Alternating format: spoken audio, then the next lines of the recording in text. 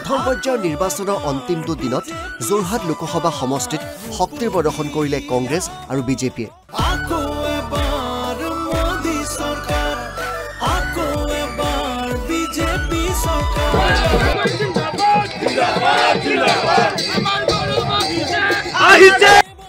অন্তিম দিনা এক প্ৰকাৰ হাই ভোল্টেজ প্ৰচাৰ চলিল সমষ্টিটোত।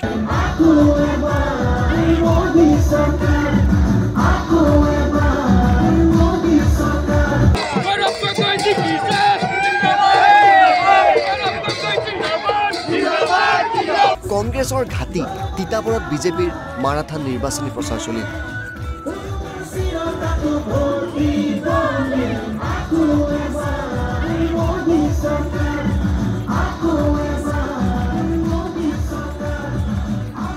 এই দৃশ্য তিতাবৰৰ বিজেপি প্ৰাৰ্থী তপন গগৈৰ হৈ মন্ত্ৰী পীযুষ হাজৰিকাৰ নেতৃত্বত এয়া বিশাল ৰোড শ্ব'।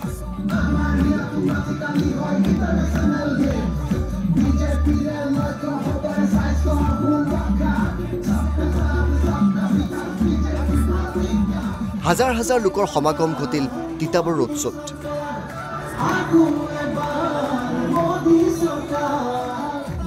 তিতাবৰ তিনিআলিৰ পৰা চাৰিআলিলৈকে পদযাত্ৰা কৰিলে মন্ত্ৰী পীযুষ হাজৰিকা, সাংসদ পবিত্ৰ মাৰ্ঘেৰিটা, সাংসদ পল্লৱ লোচন দাস, বিধায়ক দিগন্ত কলিতাকে ধৰি বিজেপিৰ নেতাকৰ্মীয়ে।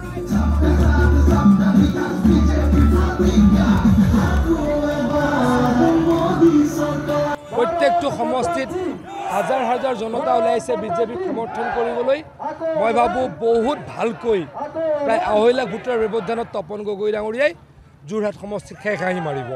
তপন গগৈৰ হৈ বিজেপিয়ে ব্যাপক প্ৰচাৰ চলোৱাৰ বিপৰীতে গৌৰৱ গগৈ উপস্থিত হয় মাজুলীত।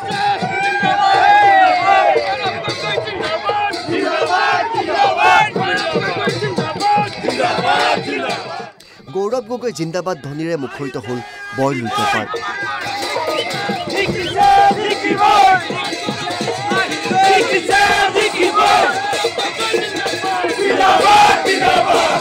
নাচি বাগি আপোন পহৰা হ'ল কংগ্ৰেছৰ নেতাকৰ্মী। মাজুলীৰ সমস্যা সংসদত দাঙি ধৰাৰ লক্ষ্যৰে নিৰ্বাচনী প্ৰচাৰ চলালে গৌৰৱে। দেখা পাইছোঁ যে মাজুলী সংৰক্ষণ কৰাৰ ক্ষেত্ৰত কেন্দ্ৰ চৰকাৰৰ ফালৰ পৰা যথেষ্ট গাফিলতি হৈছে, যথেষ্ট কেলেংকাৰী হৈছে। ইয়াৰ বিষয় লৈ কোনোৱে দিল্লী সদনত মাত মাতা নাই। আৰু মোৰ প্ৰথম কৰ্তব্য হ'ব মাজুলী এজন প্ৰতিনিধি হিচাপে যে মাজুলী সংৰক্ষণ কৰাৰ ক্ষেত্ৰত যি কোটি কোটি টকা কেলেংকাৰী হৈছে, এই গোটেই কেলেংকাৰীটো দিল্লী সদনত ফাদিল কৰিবলৈ মই বিচাৰোঁ। মাজুলীত এখন সংবাদ মেলো সম্বোধন কৰিলে গৌৰৱ গগৈ। শিৱসাগৰতো গৌৰৱ গগৈৰ হৈ বাইক ৰেলী আয়োজন কৰে যুৱ কংগ্ৰেছে।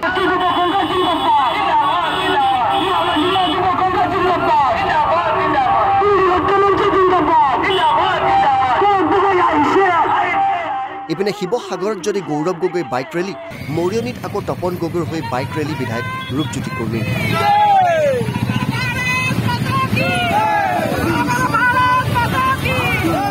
আজি বাইক ৰেলী আমাৰ যুৱ চামৰ স্বতঃস্ফূৰ্তভাৱে ওলাই আহিছে।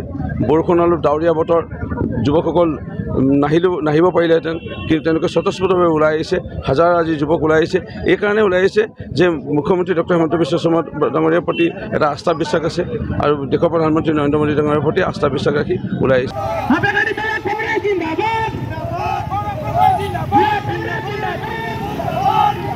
সোণাৰীত প্ৰতিকূল বতৰত নেওচি বাইক ৰেলী গৌৰৱ গগৈৰ সমৰ্থকৰ।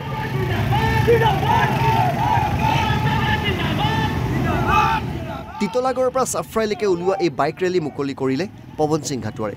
প্ৰথম পৰ্যায়ৰ নিৰ্বাচনৰ আজিৰ অন্তিম দিন আৰু এই আমি সোণাৰীৰ একেবাৰে সীমামূৰীয়া তিতলাগড়ৰ পৰা আমাৰ বাইক ৰেলী আমাৰ বিৰোধী ঐক্যমঞ্চৰ কংগ্ৰেছৰ মনোনীত প্ৰাৰ্থী যুৱ নেতা গৌৰৱ গগৈৰ সমৰ্থনত আমাৰ বাগিচা গাঁও অঞ্চলৰ আমাৰ যুৱকসকল ওলাই আহিছে তেওঁৰ সমৰ্থনত বাইক ৰেলী কৰিবৰ কাৰণে। আৰু আমি আশা ৰাখিছোঁ যে এইবাৰ আমাৰ সোণাৰী সমষ্টিত যিমান উৎসাহ দেখিছোঁ, মই গাঁও অঞ্চলত, চহৰ অঞ্চলত আৰু বাগিচা অঞ্চলত আমি কমেও 20-25 হাজাৰ ভোটত আমি গৌৰৱ গগৈক আমাৰ সোণাৰী সমষ্টিৰ পৰা লিড দিয়াব পাৰিম বুলি আমাৰ বিশ্বাস জন্মিছে। ইফালে বিৰোধী ঐক্যমঞ্চ প্ৰাৰ্থী গৌৰৱ গগৈ আৰু লুৰিণজ্যোতি গগৈক বিপুল ভোটত জয়ী কৰোৱাৰ আহ্বান জনালে শিৱসাগৰৰ বিধায়ক অখিল গগৈ। এই মুহূৰ্তত উজনি অসমৰ ৰাইজক, এই মুহূৰ্তত বিশেষভাৱে ডিব্ৰুগড় সমষ্টিৰ ৰাইজক আৰু যোৰহাট লোকসভা সমষ্টিৰ ৰাইজক মই বিনম্ৰভাৱে প্ৰাৰ্থনা কৰিব খুজিছোঁ যে 5জন শ্বহীদক হত্যা কৰা হিমন্ত বিশ্ব আৰু সৰ্বানন্দ সোণোৱালৰ চৰকাৰক,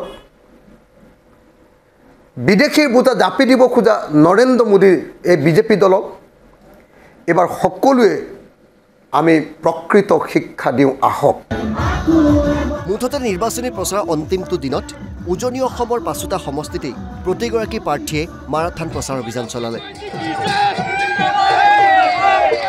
এতিয়া 19 এপ্ৰিলত সকলো প্ৰাৰ্থীৰে ভাগ্যবন্দী হ'ব ইভিএমত। কোনে শেষ হাঁহি মাৰিব অপেক্ষা কৰিব লাগিব 4 জুনলৈ। Bureau' report NB news.